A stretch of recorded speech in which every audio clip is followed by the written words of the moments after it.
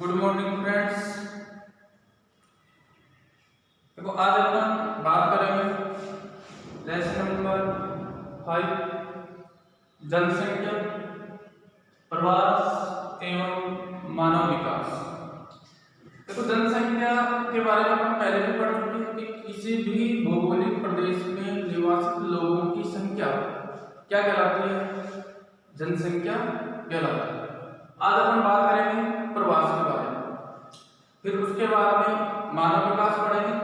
तो सबसे पहला अपना जो टॉपिक होगा वो क्या होगा, जनसंख्या प्रवास की संकलन। कि जनसंख्या प्रवास किसको कहेंगे, जनसंख्या प्रवास क्यों हुआ, किस क्षेत्र से हुआ और किस क्षेत्र की ओर हुआ। तो ये सारे तथ्य अपन पढ़ेंगे प्रवास को लेकर। अब देखो सबसे पहले जैसे अपन सामान्य में संकल्पना की बात करें कि प्रवास किसका होगा, मानव का। मानव एक भौगोलिक इकाई को छोड़कर के दूसरी भौगोलिक इकाई की ओर गमन करेगा, तो उसी प्रक्रिया को अपन क्या कहते हैं, सामान्यतः प्रवास प्रक्रियाओं के अंतर्गत शामिल किया जाता है। देखो मानव एक सामाजिक प्राणी है। सामाजिक प्राणी होने के साथ साथ मानव एक गतिशील क्रियाओं को भी जन्म देता है। कि मानव एक समुदाय विशेष यानी कि समाज में अपना अधिवास बनाता है, साथ साथ वो एक गतिशील प्राणी है। गतिशील होने के पीछे कारण क्या है कि मानव, अब यहाँ गतिशीलता का तात्पर्य अपनी लगाए कि विभिन्न प्रकार की उत्पादन प्रक्रियाओं को बढ़ावा देता है। उत्पादन प्रक्रियाओं को बढ़ावा देने के लिए मानव विभिन्न प्रकार की आर्थिक क्रियाओं को जन्म देता है। जैसे पिछले लेसन में अपन ने पढ़ा था कि मानव 5 प्रकार की आर्थिक क्रियाएं करता है, प्राथमिक, द्वितीयक, तृतीयक, चतुर्थक और पंचम। पांचों क्रियाओं के बारे में जैसे प्राथमिक क्रियाकलाप में आखेट है, भोजन संग्रहण है, कृषि है, पशुपालन है, मत्स्य पालन है, खनन प्रक्रियाएं, ये सभी प्राथमिक क्रियाकलापों में। विनिर्माण या उद्योगों से संबंधित जो क्रियाएं होंगी वो द्वितीयक क्रियाकलाप में। व्यापार, वाणिज्य, परिवहन, संचार, ये क्रियाएं तृतीयक क्रियाकलाप में। अनुसंधान व शोध प्रक्रियाएं जो होती है वो चतुर्थक क्रियाकलापों में। नीति निर्माण या अंतरराष्ट्रीय लेवल के जो समझौते होते हैं वो पंचम क्रियाकलापों में काउंट किए जाते हैं। अगर मानव ये विभिन्न प्रकार की जो आर्थिक क्रियाएं संपन्न करता है तो उसके पीछे भी कारण क्या है कि मानव अपनी अनिवार्य व ऐच्छिक आवश्यकताओं की पूर्ति के लिए इन क्रियाओं को जन्म देता है। कि मानव अपनी अनिवार्य आवश्यकताएं जैसे भोजन है, कपड़ा है, मकान है, शिक्षा है, स्वास्थ्य सुविधाएं, विभिन्न प्रकार की ऐच्छिक आवश्यकताएं जैसे परिवहन के साधनों का प्रयोग करना, संचार के साधनों का प्रयोग करना या विभिन्न प्रकार की वस्तुओं का उपयोग करना, ये ऐच्छिक आवश्यकताओं में काउंट होते हैं।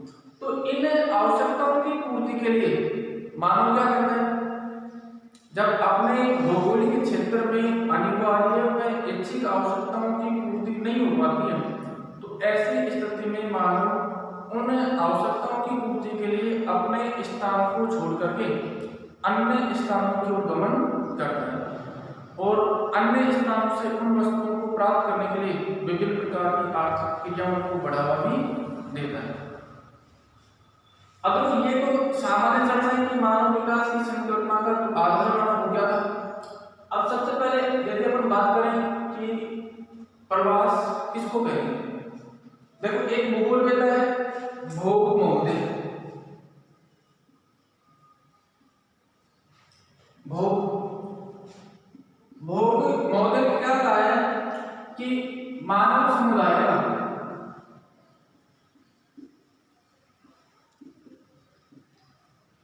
यानी कि अपन ये कह सकते हैं कि एक मानव समुदाय का एक स्थान को छोड़ करके, जिस स्थान पर वो मानव समुदाय रह रहा है उस स्थान को छोड़ करके और दूसरे स्थान की ओर गमन करना,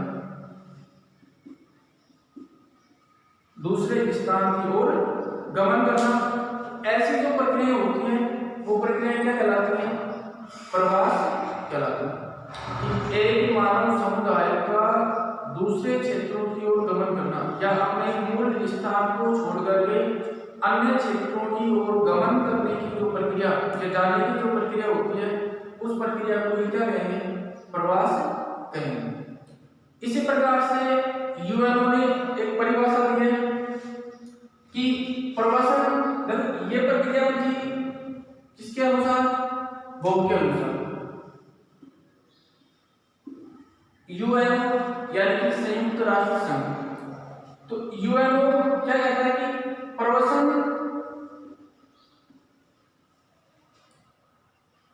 एक भौगोलिक प्रक्रिया है, भौगोलिक प्रवासिता है, अपन यूं भी कह सकते हैं। प्रवासन एक प्रकार की क्या है? भौगोलिक प्रवासिता है। इसमें आप्रवास का स्थान और उत्प्रवास का स्थान, यानी कि व्यक्ति जिस स्थान से जा रहा है और जिस स्थान पर जा रहा है, दोनों ही स्थान अपने आप में क्या होते हैं? भिन्न होते हैं। कि प्रवासन एक प्रकार की भौगोलिक या स्थानिक प्रवासिता है जिसमें दो इकाइयों का अध्ययन किया जाता है कि जहां से व्यक्ति स्थान को छोड़ रहा है और जिस स्थान की ओर जा रहा है, तो दोनों ही स्थान अपने आप में क्या होते हैं? भिन्न होते हैं। ऐसी जो प्रवास की प्रक्रिया है वो अधिकांश युवा क्या कहते हैं कि ये प्रक्रिया अपने आप में क्या होती है? स्थायी होती है। तो परिभाषा के तौर पर क्या कह सकते हैं कि प्रवासन एक भौगोलिक या स्थानिक प्रवासिता है, ऐसी जो प्रवासिता है जिसमें दो स्थान अपने आप में भिन्न होते हैं। आप्रवास के जहां से व्यक्ति आ रहा है और उत्प्रवास जिस स्थान को व्यक्ति छोड़ रहा है, तो दोनों ही स्थान अपने आप में भिन्न होते हैं। और ऐसी जो प्रवासन की प्रक्रियाएं होती हैं वो अधिकांशतः कैसी होती है? स्थायी होती है। ये बात हम कर रहे हैं यूएन यानी कि संयुक्त राष्ट्र संघ। अब देखो प्रवास के प्रकार पढ़ेंगे।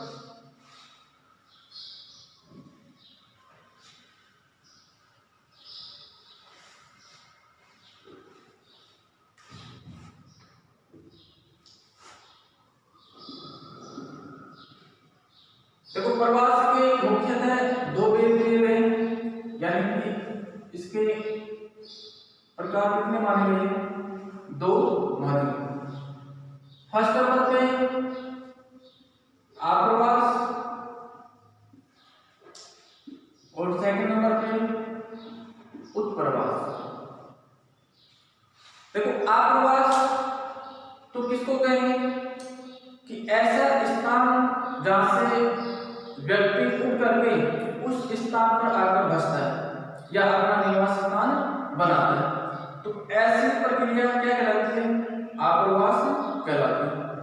जैसे अपन एग्जाम्पल के तौर पर ले सकते हैं, जैसे यूरोपीय महाद्वीप से या यूरोपीय देशों से जनसंख्या उठकर के उत्तर अमेरिका या दक्षिणी अमेरिका या ऑस्ट्रेलिया के क्षेत्रों में जाकर के बस गई, तो ऐसी जो प्रक्रिया रही उत्तर अमेरिका, दक्षिण अमेरिका और ऑस्ट्रेलिया की, तो वो आप्रवास की प्रक्रिया होगी। उत्प्रवास किसको कहेंगे कि ऐसी प्रक्रिया जिसमें व्यक्ति अपने मूल क्षेत्र को छोड़ करके अन्य क्षेत्र की ओर गमन करता है या जाकर बस जाता है, तो उस प्रक्रिया को क्या कहेंगे? उत्प्रवास कहेंगे। कि व्यक्ति का मूल स्थान को छोड़ करके अन्य क्षेत्रों की ओर जाकर बस जाना, तो ऐसी प्रक्रिया क्या कहलाएगी? उत्प्रवास कहलाएगी। जैसे यूरोप महाद्वीप के लिए अब ऐसी प्रक्रिया हुई कि यूरोप की जनसंख्या उत्तर अमेरिका में जाकर के बस गई, तो यूरोप के लिए वो प्रक्रिया क्या हो गई? उत्प्रवास की हो गई। क्लियर? तो सामान्य होता है प्रवास के कितने प्रकार हो गए? दो प्रकार हो गए। अब देखो प्रवास, अगला जो टॉपिक है अपना प्रवास के पक्ष, या हम भी कह सकते हैं कि मानव प्रवास के पक्ष।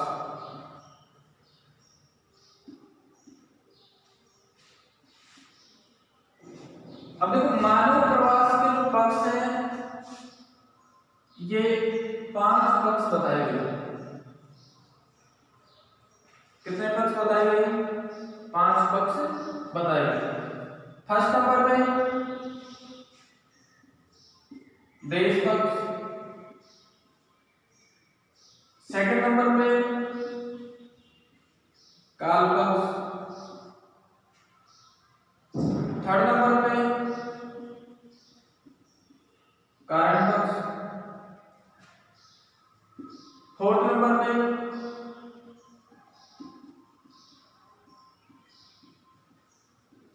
संख्या पक्ष और फिफ्थ नंबर पे स्थिरता पक्ष। देखो, मानव प्रवास के पक्ष और मानव प्रवास के सामान्य को कितने पक्ष बताए गए? 5 पक्ष बताए गए, जिनमें पहला पक्ष कौन सा हो रहा है?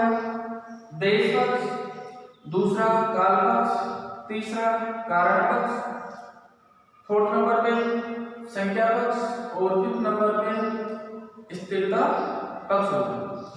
अब इनमें कौन से तथ्यों का अध्ययन किया जाएगा कि देश पक्ष में किसी भी देश, प्रदेश या क्षेत्र विशेष की जनसंख्या किसी देश की ओर गमन कर रही है, तो ऐसी जो प्रक्रियाएं होंगी वो किसमें काउंट होंगी? देश पक्ष में काउंट की जाएगी। जैसे इंग्लैंड है, फ्रांस है, स्पेन है, यहाँ की जनसंख्या 12वीं और 13वीं शताब्दी के तौर पर उत्तर अमेरिका, दक्षिण अमेरिका, ऑस्ट्रेलिया के क्षेत्रों की ओर गमन करेगी। तो ऐसी जो प्रक्रियाएं थी वो किस में काउंट की जाएंगी? देश पक्ष में काउंट की जाएंगी।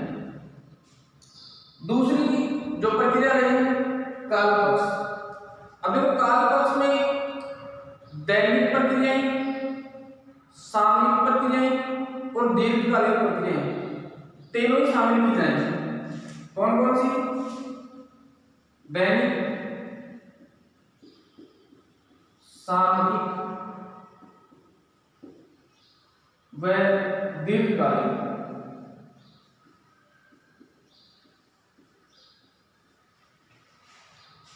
देखो, जैसे सामान्य स्थितियों में कोई भी व्यक्ति विशेष या मजदूर वर्ग, चाहे वो निजी क्षेत्र में काम करता हो या सरकारी क्षेत्र में काम करता हो, तो ऐसा व्यक्ति प्रतिदिन अपनी दैनिक क्रियाओं को संपन्न करने के लिए प्रत्येक दिन अपने मूल स्थान को छोड़कर के 25 किलोमीटर या 50 किलोमीटर की दूरी तय करता है और अपना कार्य संपन्न करके वापस सायंकाल अपने मूल स्थान पर आ जाता है।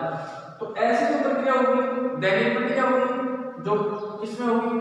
काल पक्ष।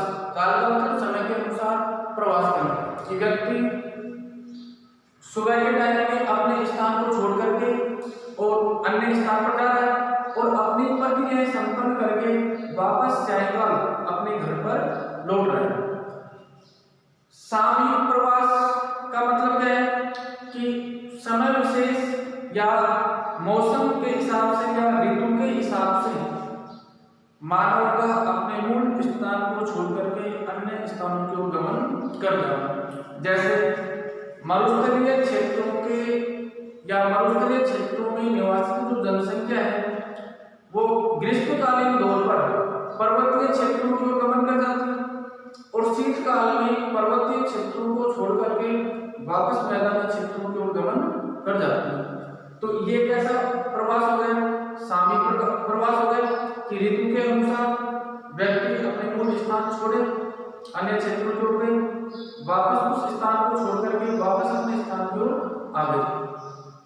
दीर्घकालीन प्रवास कि कोई भी व्यक्ति किसी उद्योग, फैक्ट्री या सरकारी क्षेत्र में कार्यरत है और अपने मूल स्थान को छोड़ करके साल भर की अवधि के लिए या 2 साल की अवधि के लिए किसी दूसरे स्थान पर जाकर के अस्थायी रूप से बस जाता है और वापस अपनी प्रक्रियाओं को संपन्न करके मूल स्थान की ओर लौट जाता है। तो ऐसी प्रक्रिया होंगी वो दीर्घकालीन प्रवास प्रक्रियाओं में काउंट की जाती है।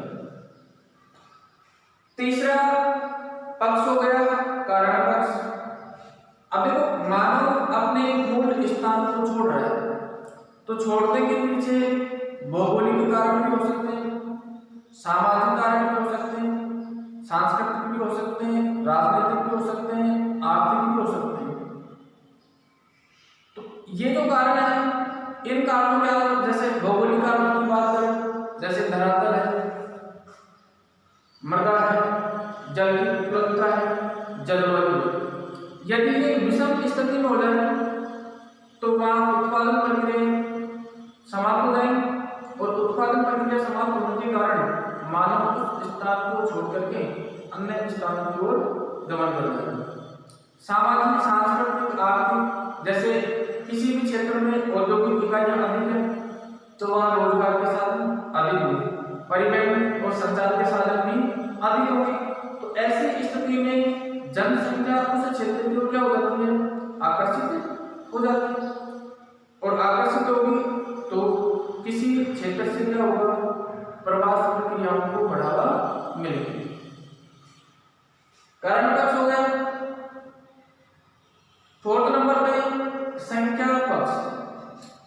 अब देखो संख्या पक्ष में कौन से पहलुओं को काउंट किया जाएगा कि किसी देश से यदि जनसंख्या दूसरे क्षेत्र की ओर गमन कर रही है या प्रवास कर रही है तो कितनी जनसंख्या कितने समय में प्रवासित हुई। जैसे अपन बात करें कि 12वीं और 13वीं शताब्दी में रोमन गणराज्यों का विखंडन हुआ, और उस विखंडन के दौरान यूरोप महाद्वीप की अधिकांश जनसंख्या यानी कि 90% जनसंख्या उत्तर अमेरिका की कहाँ की मानी जाती है, यूरोप महाद्वीप की मानी जाती है। तो ऐसी स्थिति में जो संख्या पक्ष रहा, इसका अनुमान हो गया कि किस महाद्वीप से या कौन से देश से कितनी संख्या किस क्षेत्र में जाकर के अपना स्थायी अधिवास बना चुकी। तो ऐसी जो प्रक्रिया होंगी वो किस में काउंट होंगी, संख्या पक्ष में काउंट होंगी। कि अमेरिका 12वीं-13वीं शताब्दी से पहले की यदि अपन बात करें तो लगभग जनसंख्या 20 क्षेत्र था या जनसंख्या न्यूनतम स्तर पर थी, लेकिन रोमन गणराज्यों का विखंडन या यूरोप महाद्वीप में जैसी अकाल स्थितियां पड़ी तो उस स्थिति में यूरोप महाद्वीप की या पश्चिमी देशों की जनसंख्या उत्तर अमेरिका, दक्षिण अमेरिका और ऑस्ट्रेलिया की ओर गमन कर गई, और ऑस्ट्रेलिया के लिए